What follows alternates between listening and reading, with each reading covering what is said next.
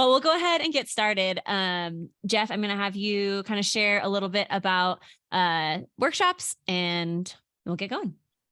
Sure. So for anybody who is joining us for the first time today, workshops with Moxie are an extension of our education initiative here at Moxie.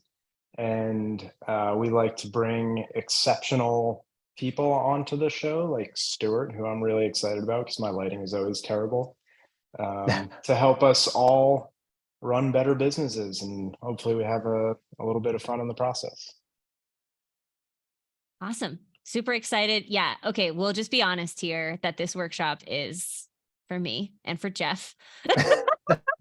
Because you're doing great. What are you talking about? I had to switch my desk around because otherwise my background is my bathroom. So it's like, okay, well, I'm gonna turn the desk around, but now all my light is behind me. And so in the afternoon, I just fade into Touched by an Angel for a throwback. We'll touch reference. on that. I think that's tip 4. So yeah. Okay. I'm taking copious notes already. Touched by an angel vibe that we all need to avoid, right? Yes, please help me avoid it. We are super excited about having Stuart here from Canvas. I am going to get a Canvas lamp, but I figured I would wait till after the workshop. And since you are here, we are going to enter you into a random drawing. If you are US based, you are now entered. Congratulations into winning your very own lovely Canvas lamp. So huge thanks to Stuart for that. So without further ado, Stuart, please help us with our Touched by an Angel lighting. I would love to. And I would just go ahead and say, both of y'all are already doing great. Don't, feel too bad about it. So let me dive in here. So I'm Stuart. This is my family here. And I'm excited that y'all have invited me on this Zoom call. Hope everybody can get something out of this. I'm going to do my best to give y'all some practical, tactical tips that you can actually leave from this and go do something, as opposed to just feeling like you heard some lofty kind of artsy fartsy pie in the sky cinematography kind of info. We're going to actually get dirty, down in the trenches of nitty gritty. We're going to figure out how to do lighting for Zoom calls, for everything else. So let's dive in. Let me give you a real quick kind of summary of who I am. Founder and CEO of Canvas, which I'm hoping we have some of our audience here today. If you're here from the Canvas audience, let us know in the chat. But we'll talk a little bit more about what that is here in a second. Before that, 10 years in the film and video industry. So I call myself a cinematographer, but basically just a video guy. Most importantly, husband and dad and foreign country drone policy influencer, which is, something I'm really passionate about.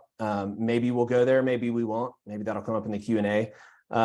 And most pertinent to the discussion today, at least more pertinent than drones in foreign nations, is I'm a creator of content. And I guess my main argument today, my main thesis here is that really all of us are.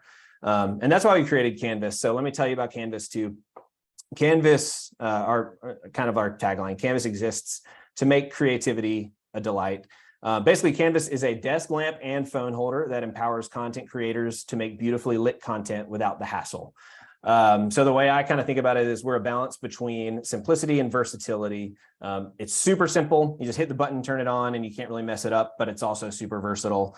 You can get really any angle. You can do selfie videos, overhead videos, what have you, Zoom calls, as we'll talk about here in a little bit. But our mission is basically to make creativity a delight, make the creation process or the creativity process much more pleasant. So we'll talk a little bit more about Canvas here in a second, but I want to kind of tell you where the idea came from. So Canvas was obviously, as you can probably guess, born out of my experience as a cinematographer. For 10 years, I did all sorts of TV commercials and web videos, social media videos for Joann Fabrics, HGTV, Mercedes, Home Depot, a bunch more. And these are some of the just little snapshots of some of the work I did over the years. As you can see in all these shots, we're actually shooting that overhead top-down kind of perspective that was really in, and it stayed really in. It kind of puts the viewer in that perspective being able to see, how this recipe is made, how this craft is made or whatever. So that was a lot of what we did back in my days as a cinematographer. Over here on the left is Joann Fabrics, in the middle is HGTV, and there on the right is Dale's. Any Dale's fans out there? Dale's marinade and sauce. Yeah, it's excellent steak marinade based in Birmingham, Alabama. So that's where I'm from, and that's where we did that shoot. But as you can see, all three of these little setups here, on the left, we've got a jib crane. In the middle, we've got a big camera stand, and on the right, we've got a tripod, probably as some of you have done before, leaned way over a table and just weighted down. It looks a little more professional here because it's, a professional tripod, but essentially it's just a tripod with a bunch of weights on it. I can remember a time I actually tied a bunch of textbooks to a tripod leg and then wrapped that around a doorknob to try to counterweight my tripod so it wouldn't fall over. So that's where the idea came from, for Canvas. Getting that angle is really hard, even if you have a lot of professional equipment. And even if you do get your camera set up, the lighting is really a struggle. Like you can see in this shot on the right, the light is coming right through that tripod leg, and it's going to cast shadows on the shot. So that was where the idea came from. We, obviously made this for that overhead shot, but we saw customers start to use it for selfie videos, interview videos, like I was saying a minute ago, time lapses, stop motion. There's really anything, any sort of content creation you're shooting in a desk environment or a workspace environment is really what Canvas is for.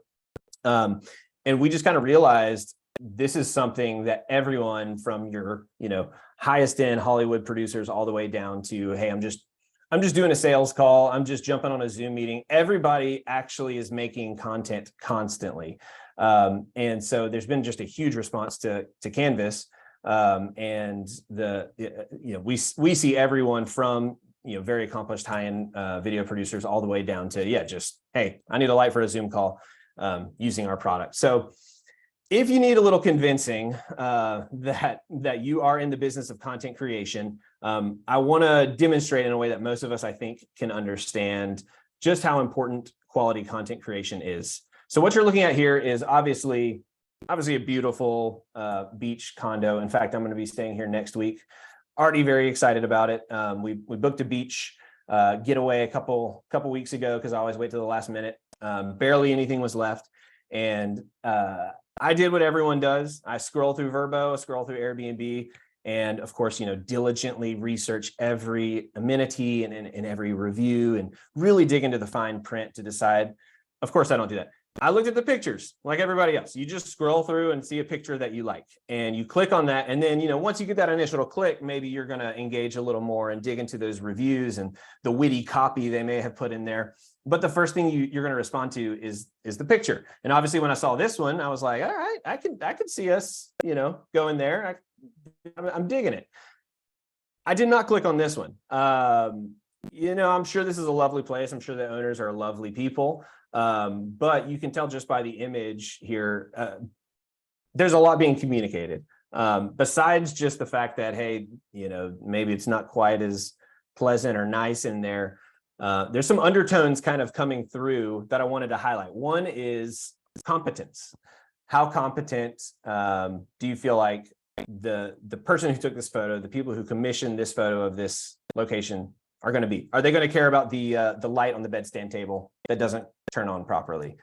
Compare it to the photo on the left, you're like, oh, everything in there is clean, bright, fresh, everything's going to work. On the right, you worry a little bit about it.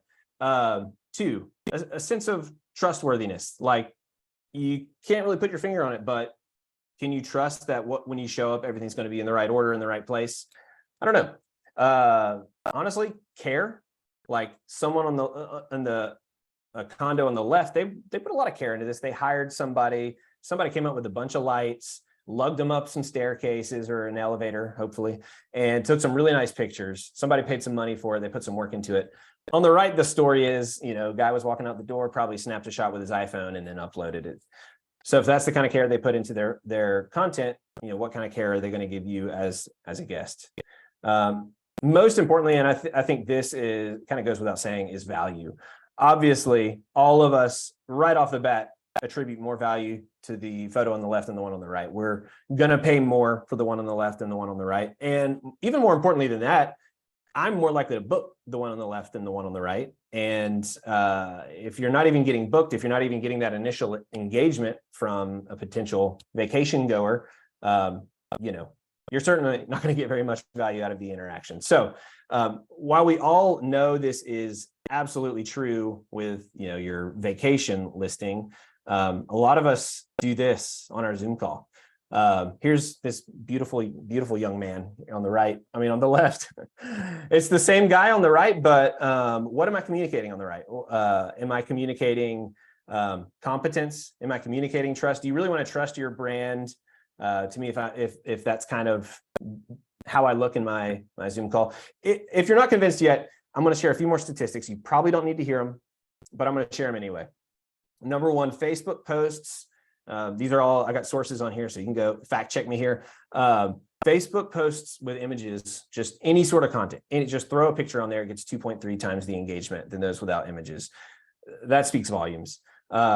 Including a video on your landing page can increase your conversion rate by 80%. We own an e-commerce store. We are like constantly fighting for like, hey, how can we get 5% more out of our conversion rate? How can we bump our conversion rate just 5%? Imagine if you could almost double it just by doing one thing, putting a video on your landing page.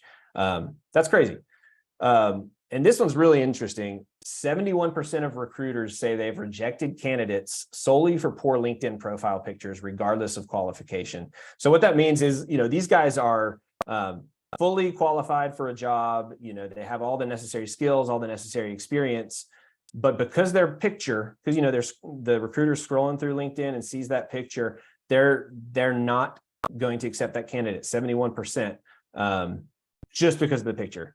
And so it's really undeniable that improving your ability for content creation will improve your results, no matter what you do. Freelancer, entrepreneur, a lot of us here are kind of fall into that category. But even like an accountant, even you do sales, you do accounting, all you do is jump on a Zoom call every now and then. It's undeniable that improving your ability to produce high quality content was going to improve your results, no matter what you do. All right. I feel like that was probably like everyone assumes that everyone here knows content is key importance. So I won't spend any more time convincing you. If you haven't been convinced yet, go back and watch the first part of the presentation. I want to get into my experience as a videographer. What are the 3 pillars of good video? I say it's composition, camera equipment, and confidence with lighting. Composition is something that I feel like everybody just kind of naturally gets. Everyone kind of knows symmetry. Everyone knows repetition. You kind of have a sense of, rule of thirds, how to make framing look nice. Whether or not you can put those terms on it, you have a sense of what looks good in frame and what doesn't look good. As far as camera equipment goes, everyone has a phone in their pocket, and that camera on that phone 10, 15 years ago is a $10,000 camera. The quality on your phone, a lot of times I'll talk to people, we'll get into this in just a minute, and they're thinking the thing they have to go purchase is a great camera. And I always respond, you already have an incredible 4K camera in your pocket. What you're really missing out on and what you really are sensing is missing from your content is actually confidence with lighting. So this third pillar is really what I feel like most people get tripped on. Most people can handle the first 2. And if you can't handle it, just, use your phone. Confidence with lighting is where I feel like most people get super tripped up. So let's get into some tips. Here's my 5 tips for higher quality content, or the do's and don'ts of lighting and such. I think I meant to erase that before I did the presentation, but it's the do's and don'ts of lighting and such. Number 1, we'll talk about each one of these in a little bit more detail. And at the end of the presentation, I'll have a big screenshot where you can screenshot the whole thing. So don't feel like you have to write every single word down. We'll have a time at the very end for you to capture all this. Number 1, get the right camera set up. We'll go to that more in just a second. Optimize your space. Set up the right video light. Dial in the lighting. And then a super secret bonus tip that we'll talk about if you stay to the very end. So, number 1, get the right camera set up. As I said, let me talk about this first. So this is me here. This is back from the cinematographer days. So what you see there, that's about $100,000 worth of camera equipment that I'm holding right there. It's a red. I can't remember the exact type. It's probably 8K helium. We've got the Zeiss Cinema Primes on the front there. That lens alone is probably $30,000. The tripod is about $15,000. So all this equipment is just insanely expensive. And even with all that experience, I'm going to tell you, the camera is not what you're missing. So, okay. So let's get into some do's and don'ts. Number one, definitely make sure your camera is stationary. This is a big, very, very easy to solve for this. The first thing you should do to make your camera feel more premium, more quality is don't do the whole, hey, how's it going? Selfie video with your hand, or even a selfie stick, I know you're just sending like a follow-up to a call, or you're just, reaching out to one of your clients and you want to send them a quick video. Just get a little stand you can put on your desk. And like I said, we're going to give you some examples of some stands you can utilize, some actual links that you can go purchase a good stand, but get a stand. You got to have steady camera. On that note, number two, don't just make sure your stand is sturdy, make sure your desk is also sturdy. We deal with this even with canvas. Our lamp is very sturdy. It's all metal components. All the gears and the springs are kind of fine-tuned to be extremely sturdy. But if your desk is extremely sturdy, you're going to get all sorts of wobble. You're going to introduce a lot of shake to your camera.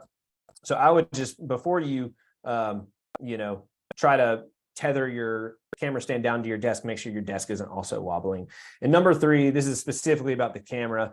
Like I said, don't pay for features you don't need. So over there, I've got the $100,000 camera. If I were to film this Zoom call on that camera, and then we'd upload it and send it to you, and you watch it in real time, you're not going to get any better quality from that camera right there. Now, there may be, if you get in there with a microscope and look at the pixel level, you may find some differences. But really, if you're spending all your money on your camera and not on your lighting, you're putting it in the wrong place. So we'll come back to this a little bit more in a minute in a future tip. But I think as a creator and as a photographer, the temptation, I know it was with me and a lot of people that I've talked to, temptation is start by buying a nice camera, then start looking at some lenses, and then learn how to do lighting. And I really think if you want to create great content, that's reverse. You need to figure out how to do great lighting first, then maybe spend some money on a good lens, and then worry about the camera body last. So we'll get into this a little bit more in just a second. But I want to talk through some specific examples, go from basically low budget to quality. So obviously kind of on the camera mounts. Okay, so we're starting with camera mounts. I kind of see the MacBook or whatever your computer, whatever your laptop or desktop computer is, that's your camera stand if you're using your built-in webcam. And it's great. That's what I'm using right now. As you can tell from my image, I'm sharp, clear. These cameras are great. And that's going to be super steady. Like I said, it's not going to be shaking all over the place. But if you want to spend a little bit of money, get you a $25 tripod like this one. We'll have the link to this one available after the call. But you can get a very cheap tripod very easily, basically hardly spending any money. I think there was like an $8 tripod that I found. So I didn't feel good recommending it, but but you can get by without spending much at all. Here's another example of a camera stand. This one's a little bit more sturdy. It's made for your desk. I actually have this one. And I never use it. It sits on the shelf back there because I've got a better one, our own canvas, our own phone holder that comes with a canvas lamp. But this one's about $40, $50. It works great. Get that, put it on your desk. This is actually one of our competitors here. And, they're definitely a budget option compared to our product. Our product is a little bit higher end, starts at about $118, and you can spend up to about $200 on one of our lamps. These come in about $80 typically. I don't mind recommending it if you're just kind of getting into the game. You're going to get upset with it. You're going to get mad at it eventually, and then you'll graduate to the canvas lamp. But this is a good product, and it's better than holding your phone with your hand. And I just feel so confident that our product is superior that I feel comfortable recommending this product. And of course, here's our lamp, which I'll plug about 56 more times over the course of this presentation. But we do have the best phone holder and best lighting solution that's available on the market. And as you can see here, we do ads actually comparing ourselves to all these products. And we're very confident that we've got the best thing out there. So if you're looking to get the highest quality lamp / phone holder for your desk, this is it. Just use your phone, spend your money on the lamp, not the camera. All right. For the actual camera itself, again, these two are considered, I would consider them free because you already own them. There are some Logitech cameras that I would recommend, especially if you're doing mostly Zoom calls. You may incrementally increase your quality there by using one of these cameras. Probably not necessary. And of course, if you're going high end, I recommend this the Blackmagic cinema camera, but probably not too many of y'all are looking at that. But that's the one I'm going to buy next time I'm in the market for a camera. All right, so 2. Now let's get really into the lighting, just the practical lighting stuff. Optimize your space. So what does that mean? So obviously this person here, whoever took this photo, they have an amazing space. They have an amazing natural light. It looks like, you know, there's a tree there, so it's probably not going to be extremely direct light. It's going to be nice and soft, ambient, beautiful light coming through the window. So you absolutely are going to want to use that light. And so that's my first do. Utilize natural light whenever it's possible. Just about the only thing you could do wrong here is turn that seat around and look straight into where this camera is facing right now and try to do a Zoom call with that window behind you. Backlit is never a good idea. There's ways you can backlight, you know, more cinematic, you know, with the sun behind you coming over your shoulder. There's ways to do that if you really know what you're doing with lighting. But if you're just trying to, like, you know, get off the ground here, I highly recommend orienting to where whatever natural light you have available is going to be playing, is actually going to be amplifying your scene. So this person will be creating a lot of headache if they try to turn that chair around backwards and shoot this direction that we're seeing right here. And number 3, I did say, so don't rely on overhead lights. In fact, minimize their presence. I had originally written this to say turn them off, but I kind of want to modify that a little bit. Overheads are never what you want as your main light. So right now I've got some fluorescent lights right above me. You can't really tell because I'm blasting my canvas light right here. And so it's kind of overpowering all the natural room light. But your overhead lights, for one, usually those lights are not the right quality. They're not the right, CRI is the term. It's a technical term, but it's not going to make you look good. And the shadows are all going to be going down, and you're going to need a nose and a chin shadow. It's all going to look ugly. So I highly recommend don't rely on your overhead lights. If you can, get you a secondary light, which we'll go into here in a minute, right now, actually.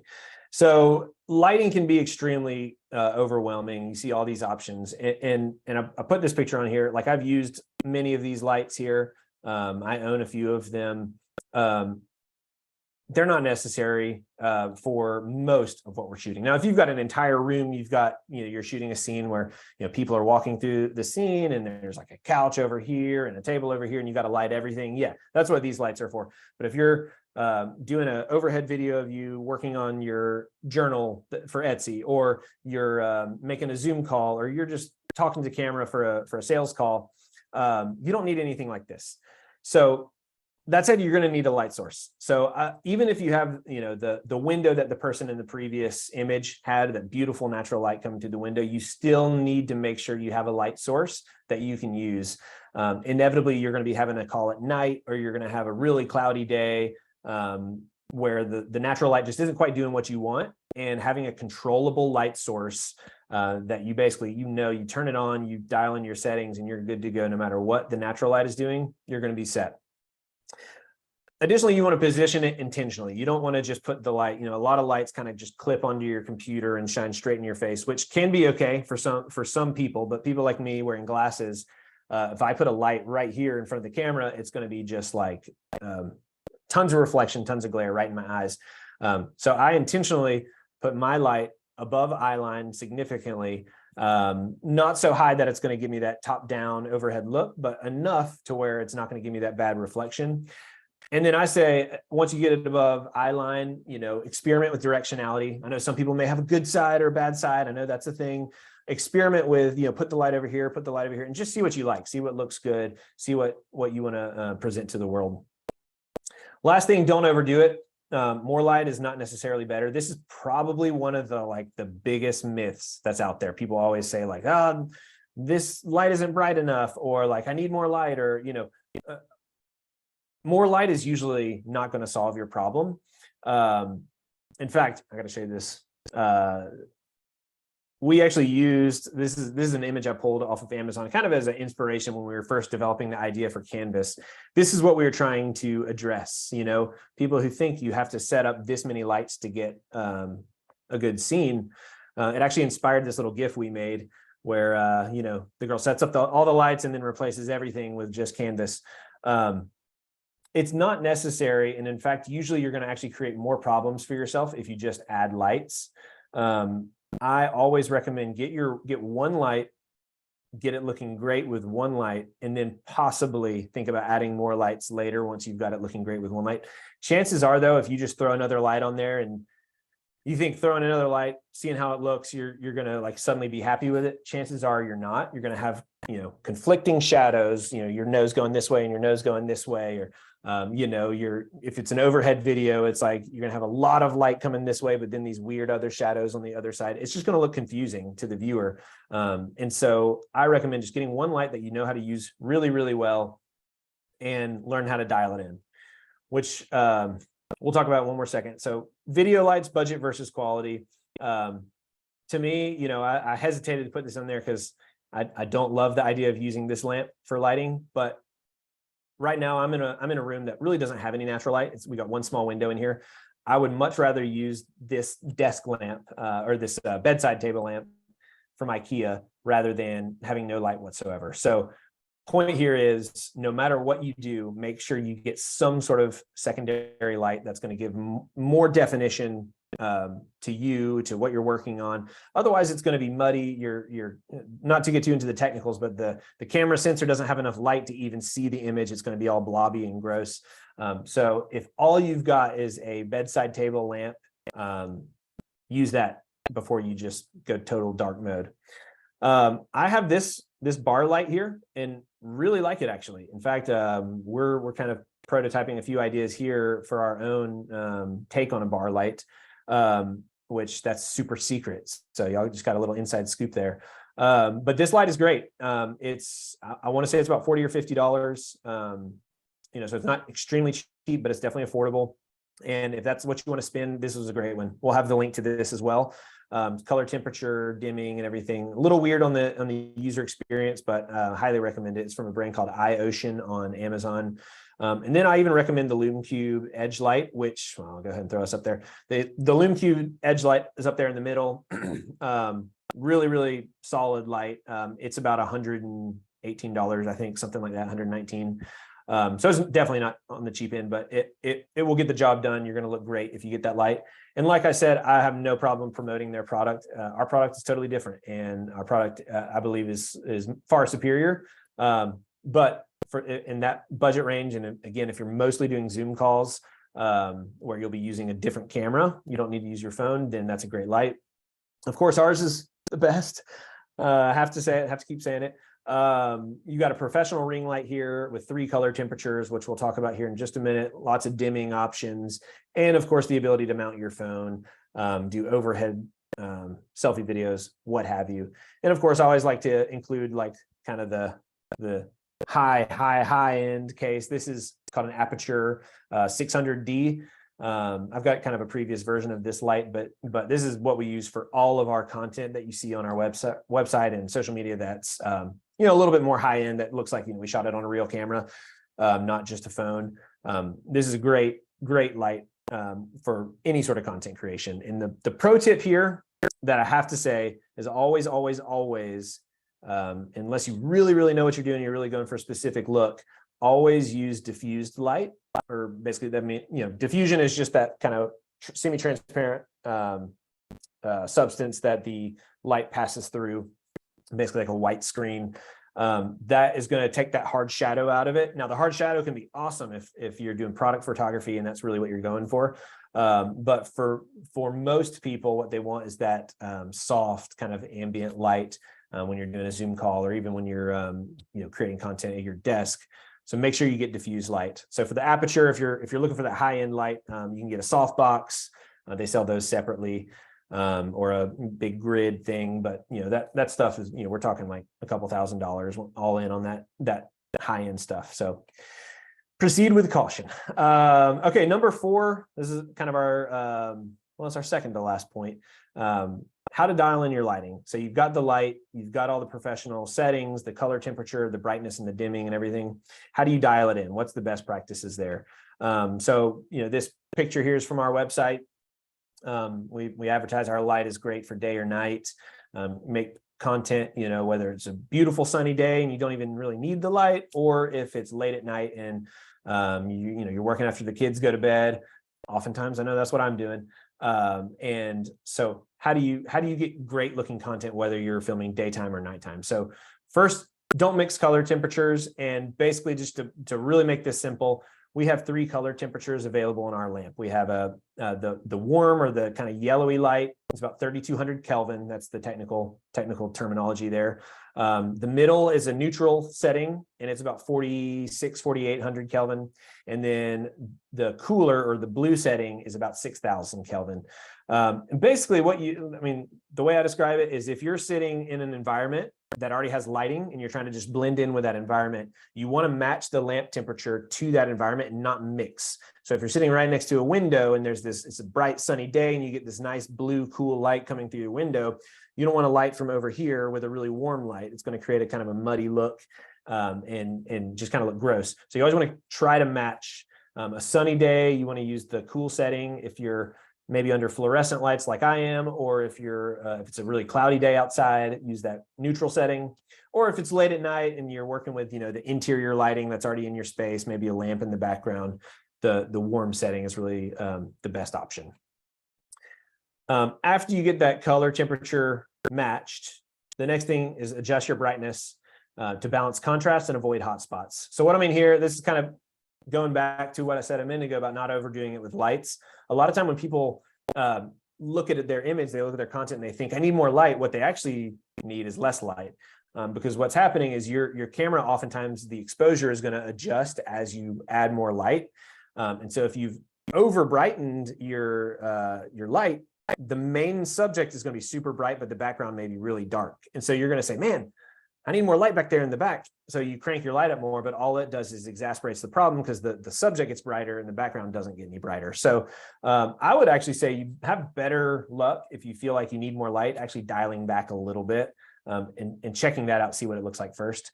But also, you never want to, if you're filming anything, you've got it lit and it looks great in camera, but there's a few areas that are just white. They're fully white. That's called a hot spot. A lot of times it's like on your forehead on a Zoom call. You don't want to do that, because that means the camera has been overexposed and there's no data there. So you're just going to get that white blob in your content. And especially if you're sharing it online, when it compresses the video file, it's actually going to make it worse. So make sure you're adjusting your brightness. You're just trying to control that contrast and avoid getting really hot spots. And the very last thing, I reluctantly say, consider adding additional fill lights or practical lights to add interest and dimension. But remember, less is more. So the reason I say carefully consider this is again, adding more light usually doesn't help. Now, there are times where maybe, your main light is really, really bright, and so you do want to lift the whole room so it's not so contrasty. You may have a second light that's just adding a little bit of, we call it fill, to lift the whole room. So that's a good idea, but it's a little bit more advanced technique.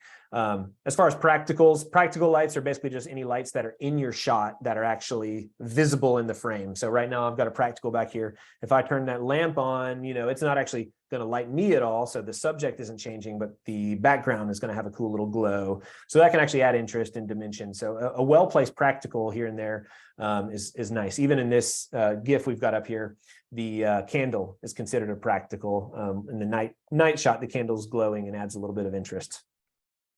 So I'll get to my final point in just a second. But to sum it all up, I believe that if you get confident with your content creation and start to enjoy the process, I know it's hard to believe, you can enjoy the process, you will actually create a virtuous cycle where you end up creating more content. Your content then gets better engagement because it's got nice visuals, and you're going to see better results. Whether your results are conversions like they are for us, whether it's leads, like I know a lot of you that's you're just looking for more leads, whether it's just getting likes on your Instagram video of your art, like whatever you do, if you get more, if you create more content, you get better engagement, you're going to see better results, and it's going to lead you to want to create more content. And that's where, like, our product, we really kind of designed it to fit into that cycle, because Canvas actually looks good on your desk, and you don't go hide it in the closet when you're not using it because it's so ugly. You actually keep it out on your desk. You can literally in just a moment's time decide, hey, I'm going to make a video real quick, pop your phone in, great lighting, create something. It actually means not only are you going to enjoy making content, but you're just practically going to make more because it's always there waiting for you. And I love that virtuous cycle, the flywheel effect. All right, so here's what I said. We're going to do all of it. If you want to take a screenshot, this is the one to screenshot. This is your checklist, how to shoot quality content anywhere. And I'll just read through them one more time, make sure everyone has time to screenshot it. Make sure the camera's stationary, ensure the desk is sturdy as well. Don't pay for camera features you don't need, just spend the money on better lighting. Utilize natural light whenever you can, orient to that light. Don't shoot into a window, don't shoot backlit, and don't rely on overhead lights. In most cases, you want to minimize how they're playing as much as possible. You want to make sure you have your own quality light that you know how to use. As far as positioning above your eyes, and then play around with direction to see what looks the best to you. There's no right answer there. Don't overdo it on lighting. Don't set up 10 lights all around you and imagine that it's going to somehow look great. You'll end up wasting money and it probably will look bad. Don't mix color temperatures, rather, unless you really know what you're doing. Adjust brightness to balance contrast and avoid the hot spots, and then carefully consider adding fills or practicals, but less is still more. So back to my original image, what went wrong? Well, now that we've talked through the checklist, here's what we did. We worked against the natural lighting, the windows behind me. We're also shooting backlit. So not only do we not orient so the light can play on the scene, we actually it's double whammy because now the light is actually detracting from the scene. You can't see them in the image, but there's actually two sets of overheads casting these shadows on me. We've got one, I don't know if you can see my mouse, but one right there, and then one longer one, two shadows of my chin, basically right on my chest there. It just looks gross. I didn't use any additional video lighting. I definitely didn't dial it in. We do have mixed color temperatures. You can see the camera is actually exposed for the background. That color looks pretty okay, even though it's overexposed, but my face is not properly exposed and the color's way off. And then, of course, the brightness balance is terrible. I'm really dark and the background is way overexposed.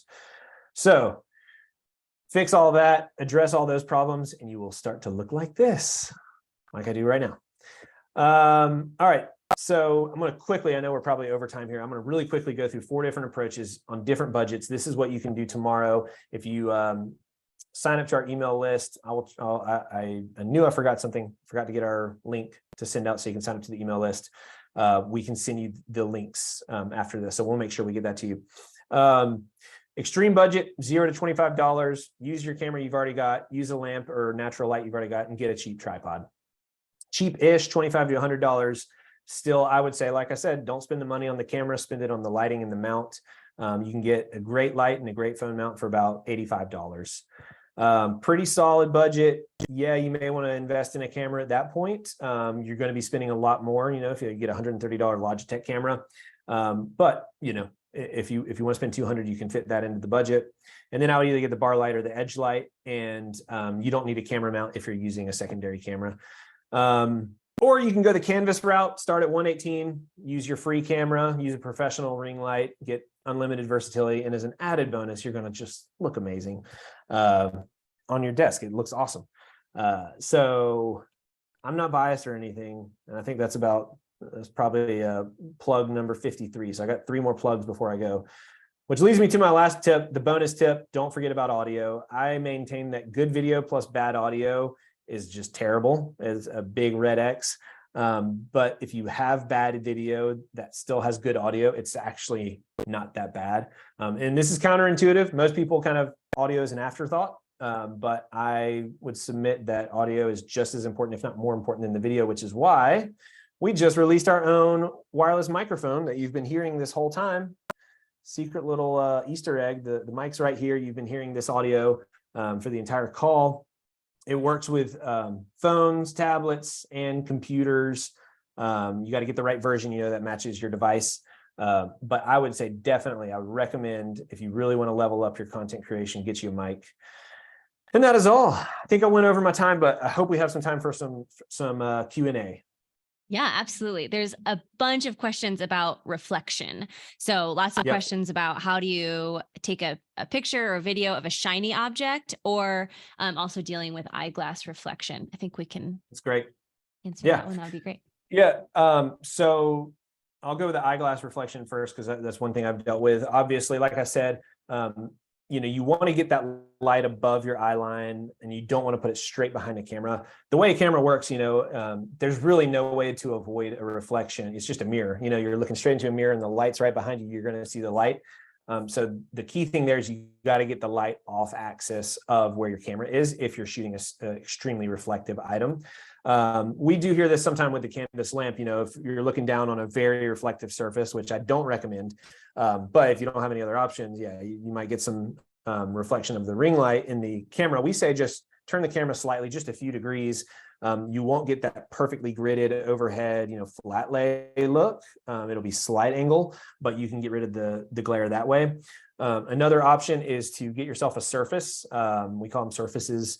Basically, it's just a backdrop that looks like, you can get them that look like stone or look like wood. It kind of lays on top of your desk space that has the reflection. And usually those are a lot more matte finish. So we can include some links to those actually as well. Other than that, just think about the directionality, where the light is compared to the lamp, and experiment. You probably will have to make some sacrifices in terms of camera and lighting positioning if you have to shoot into a reflective surface. But yeah, there are options for you there. And then I did want to touch on that other thing, shooting a very reflective item. So I actually recently found a product that I think is really cool. It's from this company called V-Flat World. It's basically a light cone. I used to have it in here, but check them out, vflatworld.com or something like that. It's just it looks like a dog collar, cone that keeps them from biting themselves. And it just wraps the whole scene in white reflective, this film basically. You still have to give your own light to it, but it will remove all the weird reflections and everything will look nice. It's really cool. So I would highly recommend that product if you're shooting. You can still use it with the canvas lamp, but if you're shooting very reflective items like jewelry or glass or something like that. Okay, so what I heard is, with a reflective item or reflective surface that you're shooting, kind of play with the lighting the best that you can. You'll probably have to make a sacrifice and get a dog cone. Definitely get a dog cone. Yeah, if you don't want to pay for the V-Flat World thing, get a dog cone. It probably works the same. But I'll include that link in our notes as well. Awesome. A quick question from Pat: would you use a bar light in addition to the canvas lamp? Yep. So in that case, as I said, I would pick one of those two lights to be your main light. So I would prefer the canvas lamp because it's going to be brighter and it's going to give you a more shaped look. The ring light, obviously looks really great on faces because our faces are generally circular. So pick one of them as your key light, is what you'd call it in the industry. And that one needs to be a lot more strong than the other one. Now, the only reason I would add the bar light in addition to the canvas light is if I need a fill. If I was in a totally dark room and I put the canvas light on and it just felt like maybe shadows on one side of my face were too strong, it was like a little just dark and kind of moody looking, I may add a bar light over here and add a little bit of, we call it fill, or lift the whole room. A lot of times in the industry, I used to just shoot another light at the ceiling and it would bounce off the white ceiling, and just kind of lift the whole room. That's the same general principle. You're just filling in the shadows there a little bit. What you don't want to do is turn both of them on full blast and put them two different places, because then, like I said, you're going to get one shadow set this way, one shadow set this way. If you have enough diffusion on everything, the shadows may not be the problem. But still, I think one light is usually enough to get you, especially if you're in a kind of a Zoom scenario or a desktop scenario, which most of our stuff is. One light is probably going to be enough to kind of get the ball rolling. Awesome. Well, we are over time, so I'm sorry we didn't get to all of the questions, including Hope's question about creating a canvas lamp that would hold a DSLR. So I'll just put that on your radar for Hope. Oh yeah. Yeah. Thank you, Hope. It's definitely on our radar. Absolutely. No question. So Again, can't you have give to you sign a that timeline, but NDA. yeah. Yeah, right. Y'all did that already, right? Yeah. That'll come too in the email following. But thank you so much for attending. Thank you so much, Stuart. That was incredible. And if you are our lucky winner, we will let you know. I'm sorry, I should have been more prepared so we could like throw some confetti for the winner here. But we will we'll get in touch with you about one lucky winner of a canvas lamp. Let's go. And if you do have other questions, please DM us. I mean, we're a small company, so they monitor the social media and the emails and everything. They can get the questions to me, and I can. If you were here, you just didn't get your question answered, I will respond to your question via email or DM. Awesome. Well, thank you so much. Thanks, Stuart, and thanks everyone for being here. Awesome. We'll see you in a couple weeks. Thank you. Thank you. Thanks. See you guys.